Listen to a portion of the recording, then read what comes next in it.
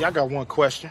What's up, buddy? What's up? What the hell happened to the last security guards that worked here? Yeah. You ask too many questions, man. What happened to the last two security guards? A running joke in one of the best black comedy movies of all time, Friday After Next. A joke that's obviously supposed to be just a throwaway recurring joke, but has always made me curious about it. I always wondered, just what the hell happened to the last two security guards that worked at the strip mall before Craig and Day got the job? Who were they? How long did they last? Hopefully, I can at least answer a few of these questions.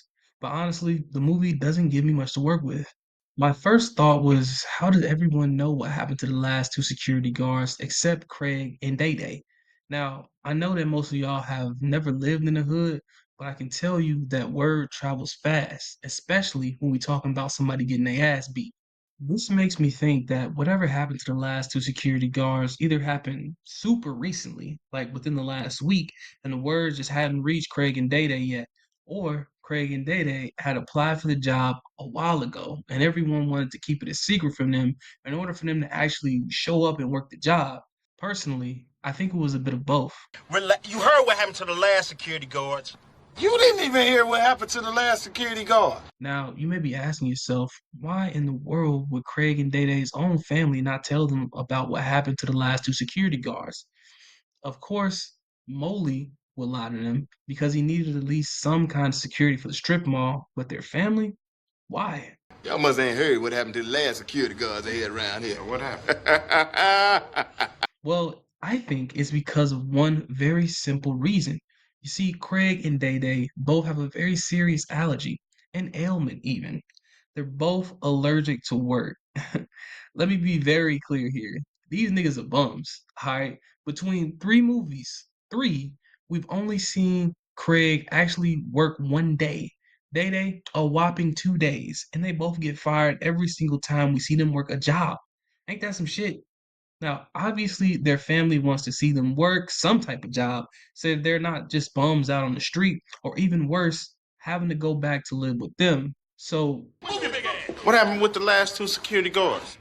shit, it must be bad because no one even wants to tell Greg and Day Day about it. My theory is these niggas happen. Oh, you know what I'm saying? Please don't hurt me. An obvious choice, I know, but let's dig a bit into it. Firstly, the gang members are the only other antagonists in the entire film, other than the Santa Claus thief himself. See, what I think happened is the exact same shit that happened to Craig and Day Day on their first day. They went fucking around with them old ass Christian ladies and got dealt with accordingly, or the gang members could have been serving at the mall, hanging out at the liquor store, whatever. The old security guards tried to intervene and it just ended badly from there. Aside from the obvious answer, I do have another theory, a more interesting one, I think. I think the Santa Claus thief was one of the last security guards. Remember, Christmas Eve means lots of shoppers. Just think about it. Everyone does their shopping at the strip mall. He would know who was buying what presents when and how much the robbery would have been worth if he decided to break in. He could even follow him home. Just think about it. All the robberies were committed in and around the same area at the strip mall. Not only that, but the stash house where all the stolen goods were kept was only a few blocks away as well. I think the Santa Claus thief got the security guard job just to hit licks, even. He fucked around and found out with the gamers and they beat the shit out of him for it. He probably quit the security job and just went straight to robbing niggas after that.